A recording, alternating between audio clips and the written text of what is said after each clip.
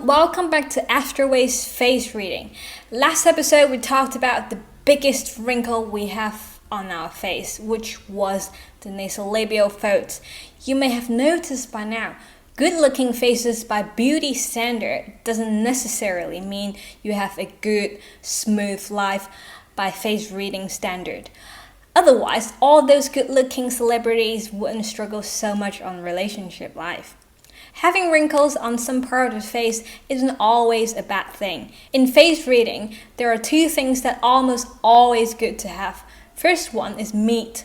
It's always good to have meat than skin on bones. Second thing is balance, good proportion, like the golden ratio. And left part of the face as equal as the right part of the face as possible. Forget about all the good features and bad features. If you have meat, and you have the golden ratio, your left side is very much the same as the right side, then we can say already that you at least get a score of a 70 out of 100. It's like checking the feng shui of a house. Some people say the position of this door is not good, that window is not good, the bed shouldn't be here, the couch shouldn't be here. Forget about all that. The first thing you judge is not details, it's the whole picture. The structure, how the qi flow gets through the entire house. As long as the flow is good, details are just minor things. It's like doing a painting. Before focusing on details, you have to brush out the big picture first. Face reading is the same. Proportion comes before details, okay? So today we've come down to the mouth area. No, not yet. Before the mouth area, we have two small areas, which are two sides of our cheeks. Let's quickly go through them before moving down to the mouth. These two areas represent age 58 to 59. There's not much to talk about here. Again, I say it's better to be meaty than skin on bones. If you're skin on bones in this area or have moles, it's harder for you to succeed in your career life. However, if you have meaty earlobes or your yinyang wide open, you can make up for it. This area is usually also where the dimples are. People have dimples are very cute. Dimples gives you good impression. People tend to find you more attractive. This is positive. On the negative side, you tend to have little problems with your digesting system, like stomach problem, and also watch out for your ages 58 and 59. Try not to have affairs if you're married. That's my advice. Moving on to the mouth. Mouth only represents one age of 60. It doesn't seem like a lot, but having a good mouth doesn't only benefit you in that age, it benefits you in your entire life. Now, if you look at all these metaphysics methods like astrology, body charts, face reading, hand reading, human design, it seems like they're not connected, but in fact, they're highly connected. Mouth, for example, mouth in face reading represents Mercury, and in astrology, Mercury represents communication and expression, which reflects back to face reading. We mainly use our mouth to communicate. Interesting. We can talk more about Mercury next month when it comes to Mercury retrograde. Anyways, coming back to our mouth. In Chinese, we say you can get sick by what's taken into the mouth, and you can get your life ruined by what's coming out from your mouth.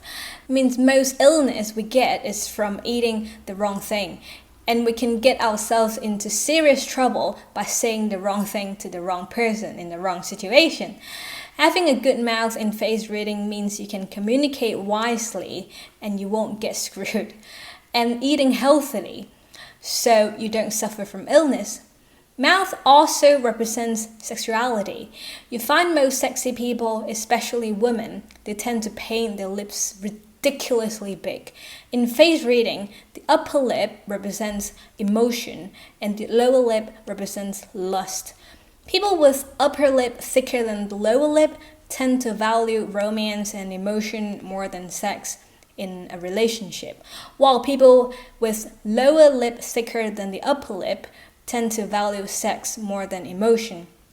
Guys usually would have lower lip thicker than upper lip, while girls usually are either equal size or thicker upper lip because girls tend to be more emotional than guys. So according to this, if you look at the world, just in Europe for example, North Europeans tend to have thin lips while South Europeans tend to have thicker lips. That's why people from Spain and Italy are more passionate, more outgoing, easy to get along, while people from the north, they are colder. They're not as close as people from the south. Black people have thickest lips. Think about it. If you punch a white British person on the street, the chance of other whiteys come to protect him and punch you back is very low. But if you punch a black person on the street, you get your ass kicked in the next second by a whole group of black people. So here's another advice. When you choose friends, choose the ones with thicker lips. The chance of them standing out for you is much higher. But I'm not saying that people with thin lips are heartless people that just tend to keep their emotion inside. Same as thick lips people, they can be passionate on the outside, but it doesn't really mean that they can't be heartless. It's all about how you act, not about how you truly feel. So that's vertically, the thickness of the lips. Now, what about horizontally? No matter how thin or thick, you can have super big mouth or super small mouth horizontally. How do you know if your mouth is big or small? If you draw a line, don't smile, eyes look forward. Just draw a line or put a pen right underneath the inner edge of your erasers. If the edge of your mouth aligns with the inner edge of your erasers, we say that your mouth is just the right size. If your mouth is way smaller, narrower than the lines, then we say your mouth is small. And if your mouth is wider than the lines, then we say you got a big mouth. Now that we've mentioned a million times that face reading is all about proportion, of course it's best to have a mouth that is just the right size, which I believe most people have. But what if you just don't have a normal size mouth? Or you have to ask me to choose between a big mouth and a small mouth. Like I have to choose one. I'd say it's better to have a big mouth than a small mouth. I know it's against the whole beauty standard, but yes, it is better in face reading, especially guys, because the mouth size determines how much you can take in and out. People with big mouths are more generous, they're better at socializing, and they tend to be braver when it comes to dealing with business. For guys, having a big mouth is not a bad thing. For girls, it used to be considered as a bad thing because in the past, girls were educated to be housewives. It's bad for you if you don't earn money and keep spending your husband's money.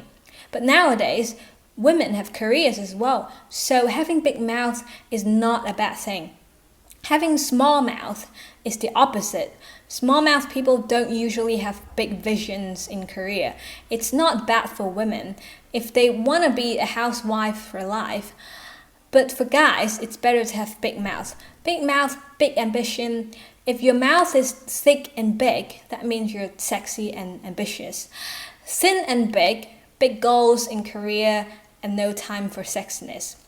Thin and small, perfect housewife, house husband material. Thin and small, not sexy, no ambition. So that's the size of the mouth. And that's all for today.